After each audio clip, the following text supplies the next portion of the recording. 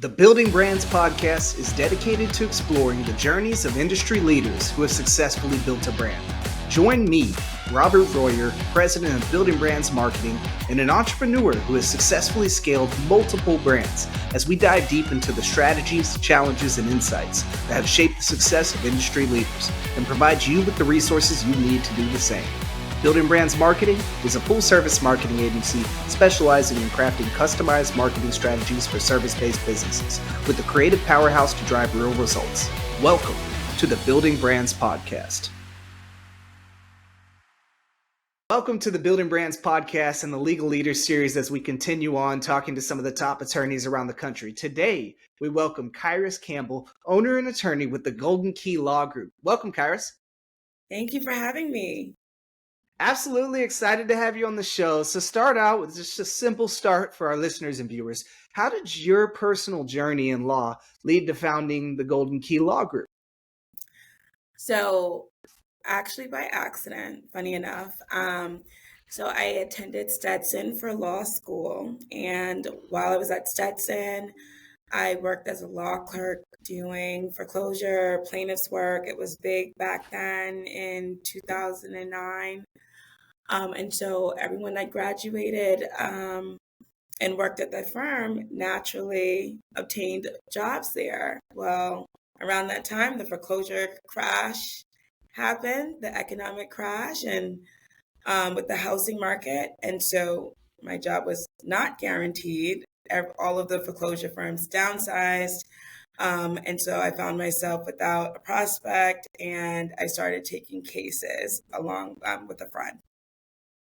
Very cool. So as a small firm, starting out solo practice, what marketing strategies have delivered the most impact for your growth over this time?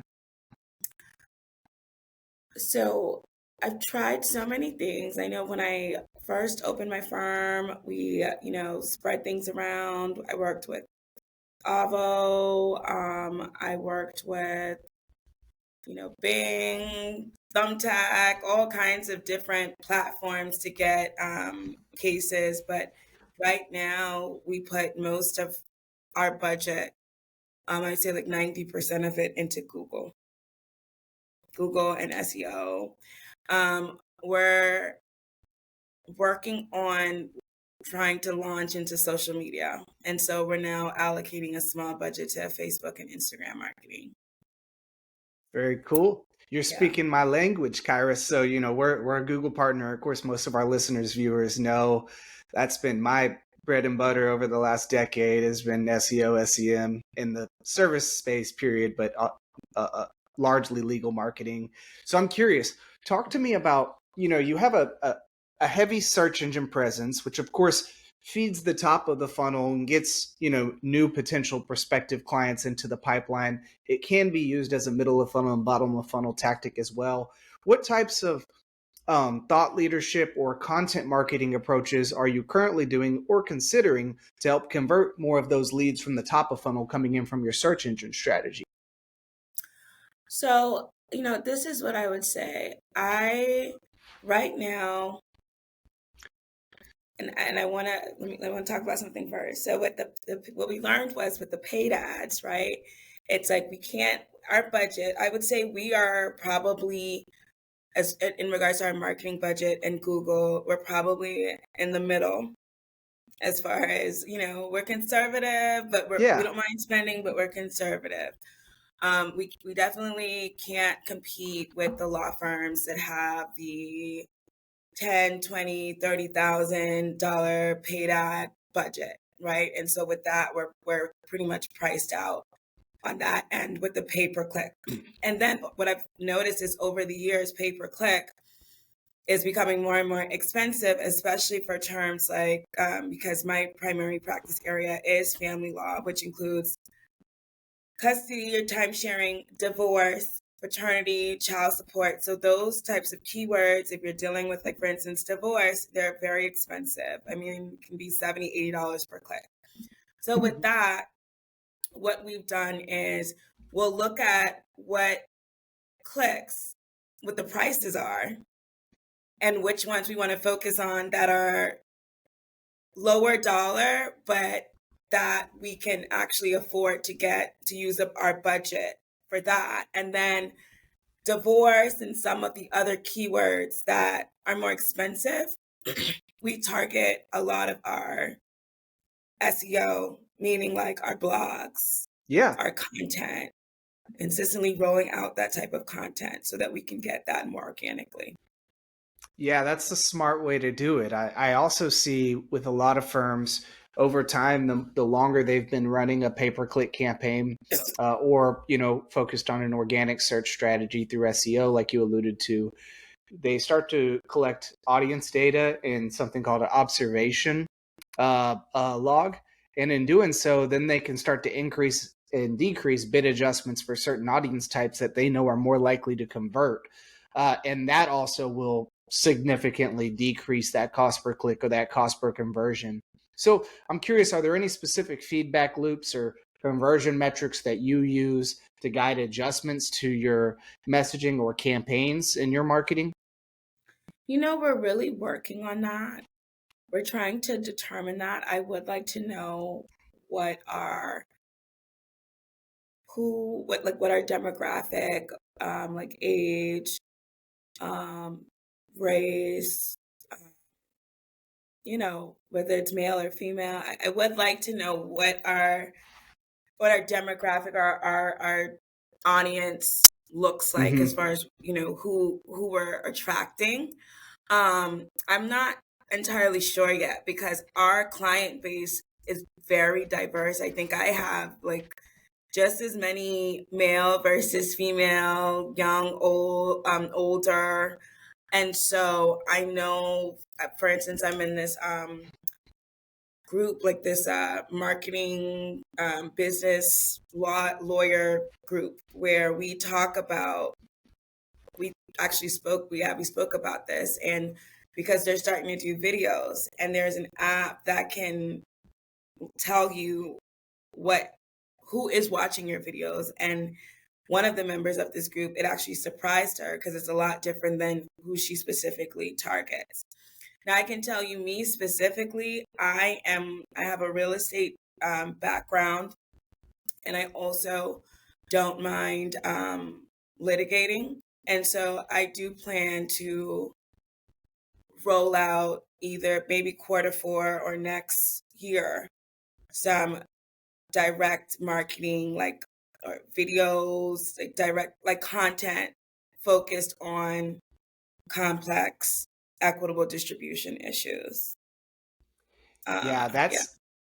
that's a great approach, and I think also there's a fine line of delivering some of the more straightforward educational informational content while also incorporating some humor in some ways. And I've seen some law firms do this really well to create a little bit more engagement across social media. I do want to take a step back for just a minute to the demographic components you were describing.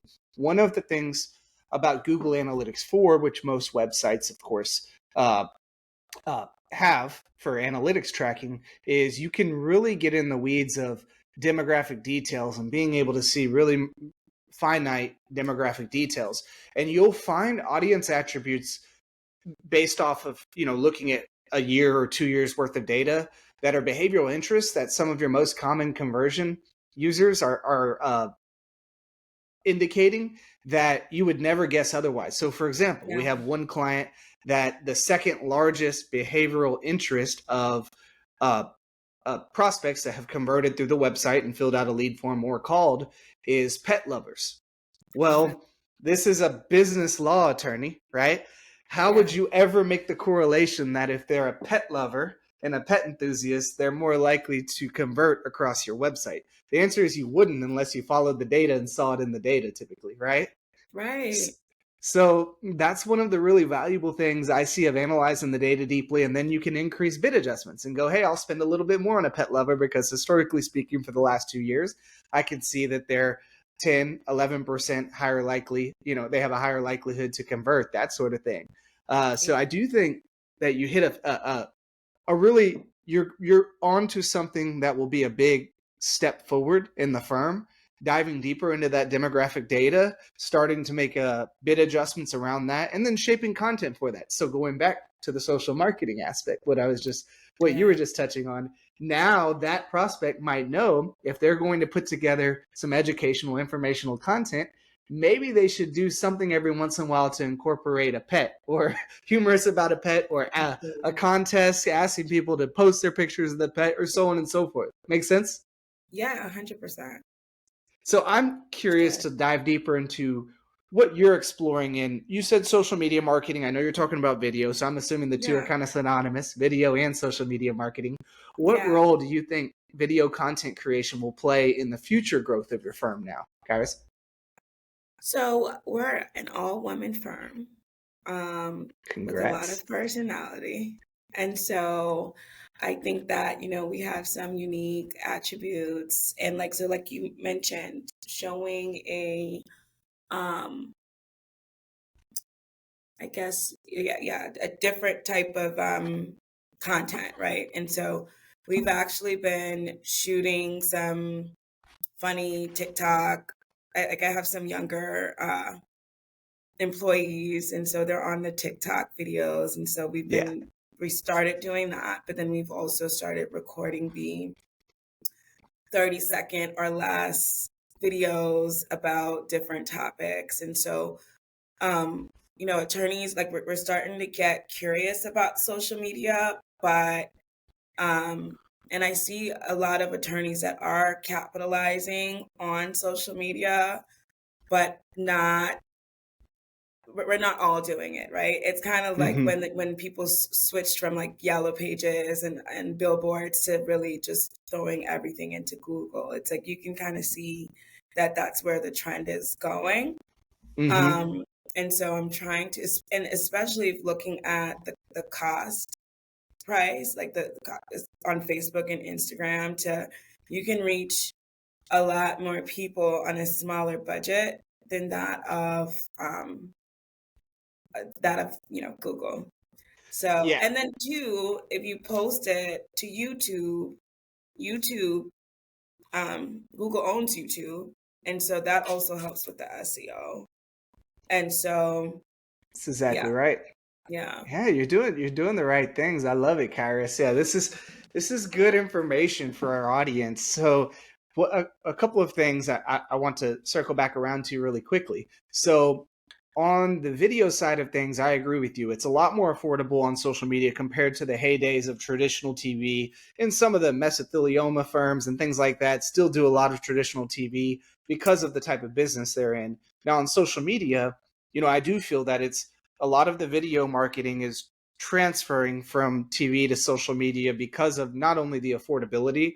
I feel that there's a more personal delivery mechanism, and the type of content seems more personally uh, um, driven. And also, just by the very nature of social media algorithms, they're able to push that content towards the people that are more likely to engage with it, which is something I find really, really good about social media marketing as a middle of funnel, bottom of funnel tactic for someone in family law. Because if there's anyone that Facebook and Instagram definitely knows is in the process of a divorce or a custody battle or anything, it's Facebook and Instagram, because it's usually pretty obvious by yeah, that user's engagement tactics, 100%. and they then do deliver ads around that algorithm.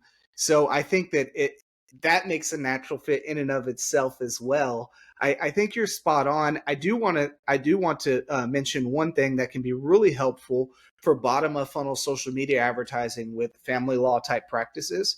So a lot of times it's not a very quick decision for who they actually hire for their representative. They will consult with several different people. Certain people try to conflict out other attorneys that they had never intend on using, those sort of practices.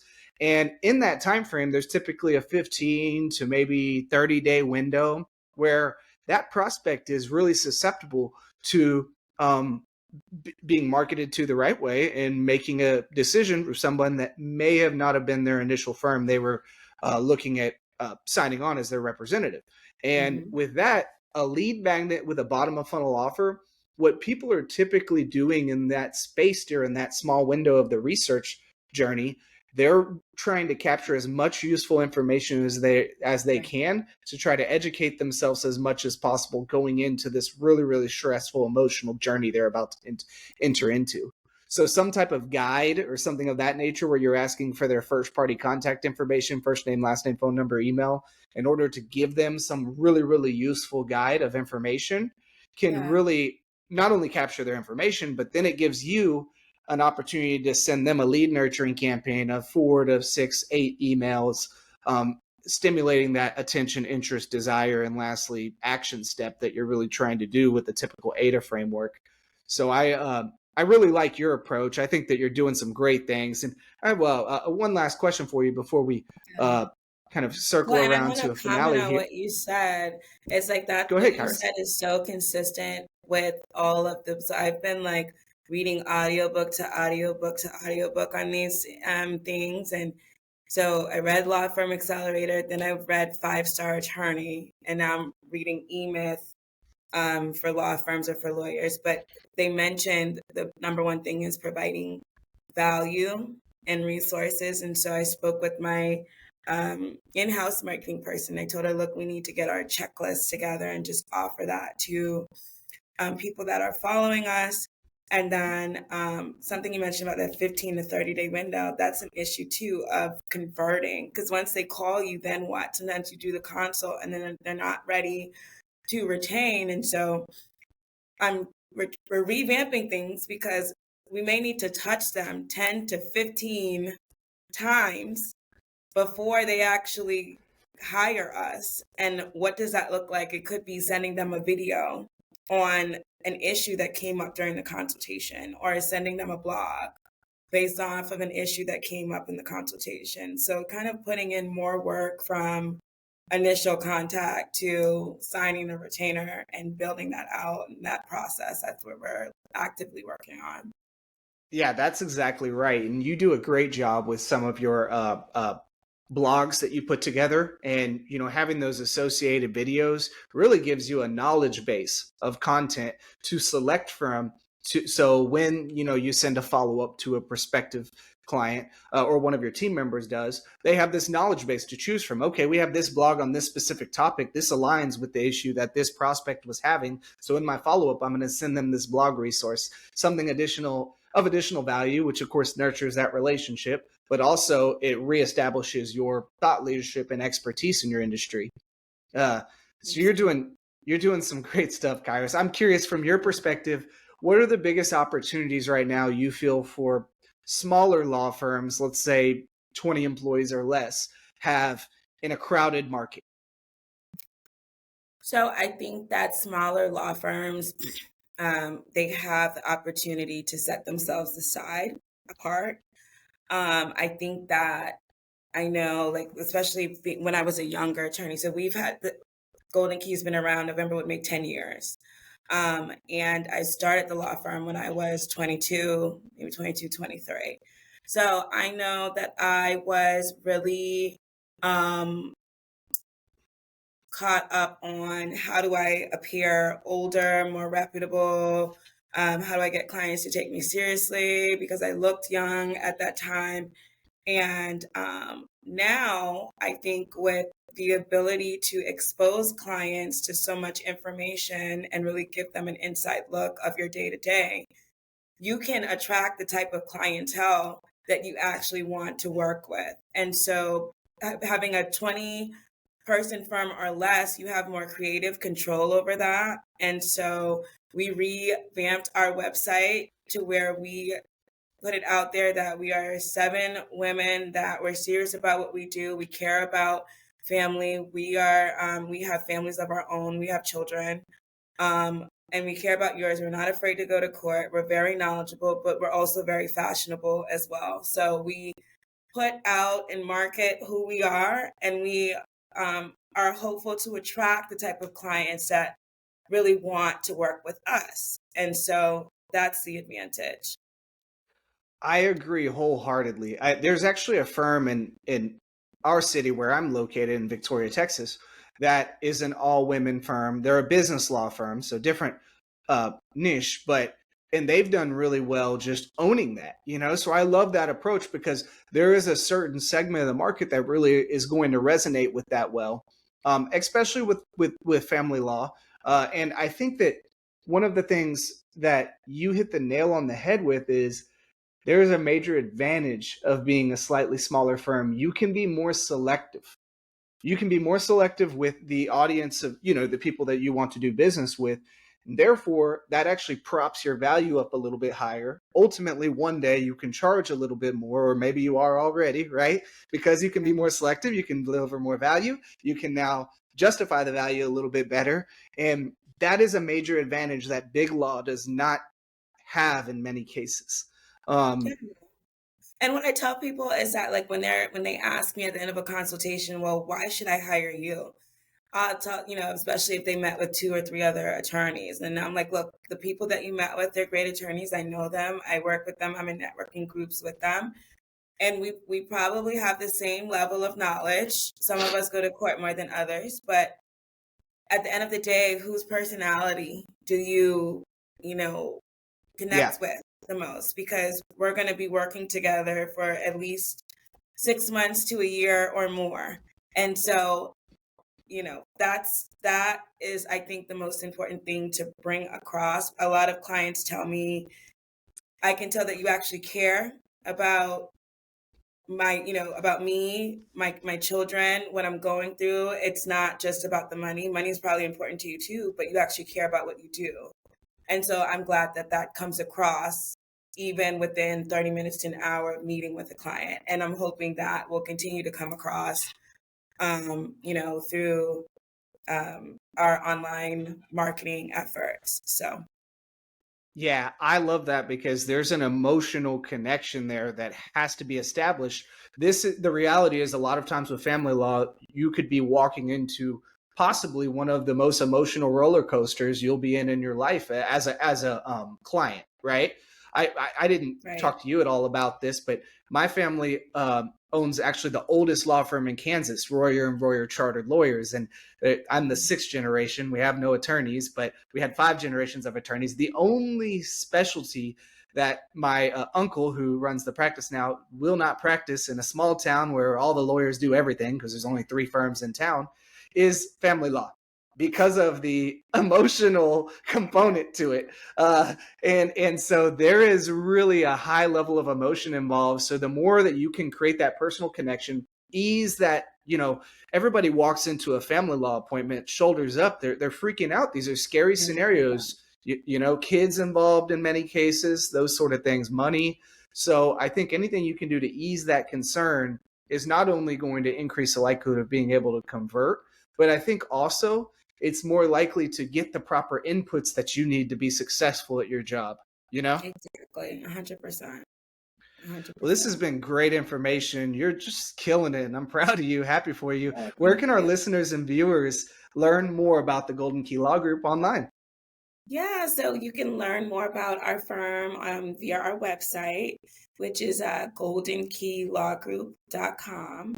And you can also follow us on Facebook and Instagram. And we just started our TikTok where we have some fun videos on there. And so there'd either be Golden Key Law Group or GKLG Law. Perfect. Yeah, you should check it out, guys. This is a fun group of ladies that I'm seeing on social media and on the website. They're laughing, smiling. The very next picture, they can be serious when they need to.